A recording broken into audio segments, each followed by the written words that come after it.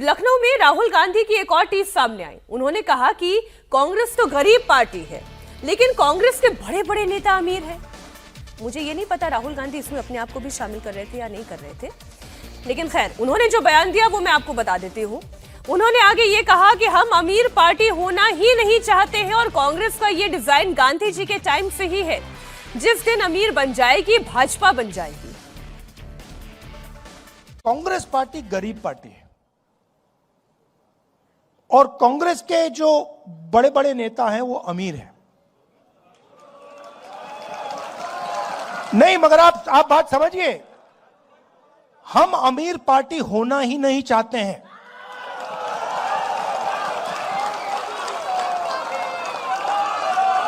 ये कांग्रेस पार्टी का डिजाइन गांधी जी के टाइम से यही है भैया। ये जिस दिन अमीर पार्टी बन जाएगी उस दिन वो बीजेपी बन जाएगी। हमें गरीब पार्टी चाहिए। मैं इस बात को मैं इलेक्शन में समझा। इलेक्शन में माकन जी मेरे पास आए, कहते राहुल जी हमारे सारे के सारे बैंक अकाउंट फ्रीज कर दिए। मैंने सोचा भाई अब तो फंस गए, चुनाव आ रहा है, सारे के सारे बैंक अकाउंट फ्रीज हो गए, अब क्या करेंगे। कांग्रेस पार्टी पे कोई रुकावट नहीं आई, वो चलती गई, कोई फर्क नहीं पड़ा। देखिए ये है विचारधारा की पार्टी और इसको ये बीजेपी वाले नहीं हरा सकते हैं। गांधी के टाइम की कांग्रेस पार्टी थी खादी पहनने वाली, लाठी लेने वाली, चरखा चलाने वाली और एक भारत श्रेष्ठ भारत कहने वाली। ठीक राकेश जी, गलत तो नहीं कह रही हूं? अब ये राहुल गांधी की कांग्रेस पार्टी कैसी वाली कांग्रेस पार्टी है? नहीं, देखिए ये गांधी जी की पार्टी, काशीराम के नाम पर पॉलिटिक्स करने वाली। एक चीज ये समझना चाहिए कि ये गांधी जी की पार्टी नहीं है। गांधी जी की पार्टी को तो पोटली बना के रख दिया था इंदिरा जी ने, और फिर ये इंदिरा कांग्रेस है। तो कांग्रेस आई से आई इन्होंने हटा दिया, सिर्फ कांग्रेस कर दिया। अब राहुल गांधी की कांग्रेस है। राहुल गांधी जी लंबे समय से इस बात की कसरत कर रहे हैं किसी तरह से दलित और मुसलमान हमारे साथ आ जाए। तो वो ये जो गरीब की पार्टी कांग्रेस कहने के पीछे, काशीराम जी के जन्मदिन पे खुद को गरीब साबित करने के पीछे कारण यही है कि वो दलित समाज को ये मैसेज देना चाहते कि देखिए हम गरीब हैं, हमारी पार्टी गरीब है। 20,000 25,000 का टी शर्ट पहनने वाला गरीब तो नहीं होता है। देखिए सवाल इस बात का है कि जैसा आपने कहा था ना, बतौलेबाजी करने में क्या हर्ज है। लाख रुपए का जूता, 25,000 का टी शर्ट पहन के यदि हम कहें कि हमारी पार्टी गरीब है और इनके, अच्छा एक चीज राहुल गांधी ने, गरीब पार्टी नहीं, राहुल गांधी जी ने एक चीज बड़ी अच्छी कही। उन्होंने एक चीज स्वीकार किया कि कांग्रेस के नेता तो अमीर हैं। ये बात उन्होंने जरूर स्वीकार किया। और मुझे लगता है कांग्रेस के नेताओं पर तीखी टिप्पणी ये दूसरी बार हुई है। एक बार गुजरात में भी उन्होंने कांग्रेस नेताओं पर टिप्पणी की थी, उस पर भी विवाद खड़ा हो गया था। तो ये कुल मिला के इनकी पूरी एक्सरसाइज ये है दलित समाज को अपने साथ जोड़ने की, बीएसपी का वोट अपने पाले में लाने की। अजय जी, और उसमें भी देखिए किस तरह की बात करते हैं राहुल गांधी। हमको बड़ा आश्चर्य हुआ कि जाके करें कि नेहरू जी होते तो काशीराम जी मुख्यमंत्री हो जाते। भाई नेहरू जी होते तो ये जो एक तो ऐसी बात हो गई जो नवजोत सिंह सिद्धू अपने कमेंट्री में कहते हैं कि मेरी चाची की मूछें होती तो मैं उनको चाचा कहता। अब नेहरू जी होते तो काशीराम जी बन जाते। भाई बताइए ना, आप नेहरू जी जब थे तो कितने दलित मुख्यमंत्री बनाए थे नेहरू जी ने? कितने बनाए थे? 2 का नाम बताए राहुल गांधी की। जब नेहरू जी प्रधानमंत्री थे तो उन्होंने, जब कांग्रेस चला रहे थे तो कितने दलितों को मुख्यमंत्री बना दिया था उन्होंने। तो ये एकदम से बिना मतलब की बातें जाकर के कहते हैं। अब उनको लग रहा है कि भाई आप कहिए कि स्क्रिप्ट कौन लिखता है सर? अब स्क्रिप्ट रख रखे हैं इन्होंने कुछ हार्वर्ड से और ऑक्सफोर्ड से पढ़े हुए, जिनको कोई जमीनी राजनीति का अंदाजा नहीं, कुछ नहीं जानते हैं वो लोग। लेकिन कोई भी लिख के दे, प्रधानमंत्री को भी लिख के कोई देता है, लेकिन कभी थोड़े उसको फॉलो करते हैं। वो उसमें से वही चीज लेते हैं जो उनको लेना है और बाकी अपने राजनीतिक समझ अनुभव से बोलते हैं। वो जनता से कनेक्ट करने वाली बातें। अब ये इस तरह की बात जाकर आप कहते क्यों नहीं कि हम दलित मुख्यमंत्री बनाएंगे?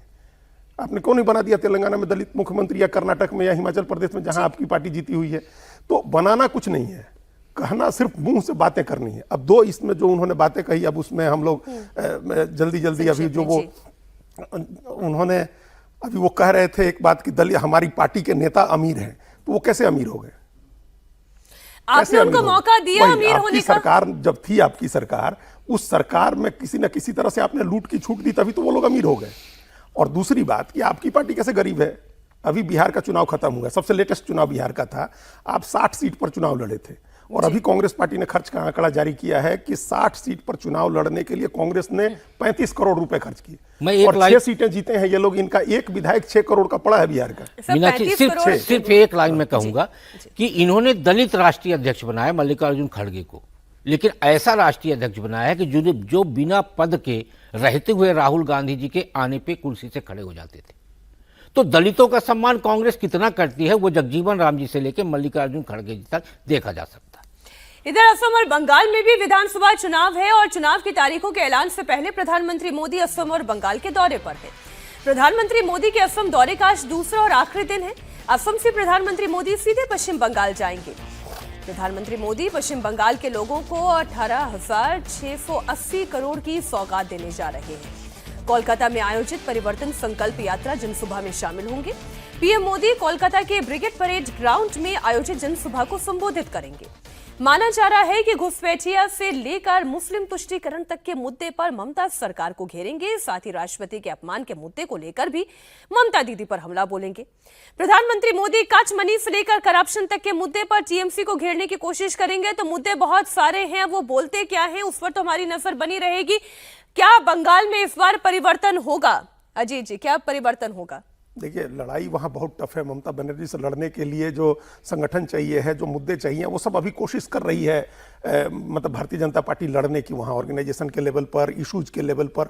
और हम अभी पहली बार ऐसा दिख रहा है मीनाक्षी जी कि जो बांग्ला भाषी हिंदू है, जो अपने को मुसलमान के साथ बहुत अलाइंड पाता था, लगता था कि हमारा कल्चरली एक तरह है, खान पान, पहनावा, बोली सब एक तरह है, वो पहली बार उनसे दूर जा रहा है। उसको लग रहा है कि नहीं, ये तो हमारे लिए खतरा पैदा हो रहा है। को डर लग रहा है बांग्ला भाषी हिंदुओं को, अगर जो गैर बांग्ला भाषी से डर लग रहा है, मुसलमानों से डर लग रहा है, जो बाहरी हिंदू हैं, जो गैर बांग्ला भाषी हिंदू हैं, वो मुसलमानों से दूरी बना के रखते थे, वो बीजेपी को वोट कर रहे थे।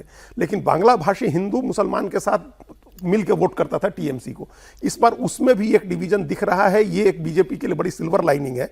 लेकिन अभी जहां से हम लोग अभी थोड़ी देर पहले जो राहुल गांधी की बात कर रहे थे, आपने पूछा ना कि कैसे लड़ेंगे, वो क्या ख्याली पुलाव बना रहे हैं।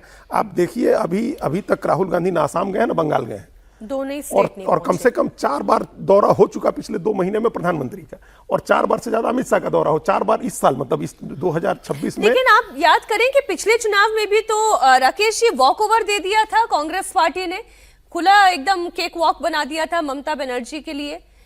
खाली अधीर रंजन चौधरी तो नजर आ रहे थे लड़ते हुए, और कौन था? इस बार तो वो भी नहीं है। लेकिन सवाल इस बात का है कि बंगाल में कांग्रेस है कहां पे? तो बंगाल में कांग्रेस किया ना। बंगाल में कांग्रेस की अब कोई जमीन नहीं बची। देखिए, लेफ्ट और कांग्रेस का दोनों वोट जो है बढ़ चुका है, और वो भारतीय जनता पार्टी और तृणमूल में गया है। कांग्रेस का वोट किससे गया है? देखिए, कांग्रेस का अधिकांश वोट अब भारतीय जनता पार्टी के फेवर में आया है, और जो लिबरल लेफ्ट था वो भी भारतीय जनता पार्टी के साथ आया। इस चुनाव में भारतीय जनता पार्टी के सामने यदि कोई मैं चुनौती देखता हूं, वो है विश्वास के संकट की। 2021 के चुनाव में जिस तरीके से ममता बनर्जी की तरफ से भारतीय जनता पार्टी के समर्थक, भारतीय जनता पार्टी के कार्यकर्ताओं पे जिस तरीके के हमले हुए, हिंसा हुई, यानी रिकॉर्ड है, पुलिस रिकॉर्ड है, 337 हिंसक घटनाएं हुई हैं, जलाने सहित। और जो रिपोर्ट नहीं हुई उसका आंकड़ा आप अलग ले लीजिए। वो आज की डेट में वो विश्वास वो फिर से वापस लाने में मुझे लगता है भारतीय जनता पार्टी के सामने चुनौती है कि यदि वो विश्वास वापस आ गया तो एक बड़े परिवर्तन की तरफ बंगाल बढ़ सकता है।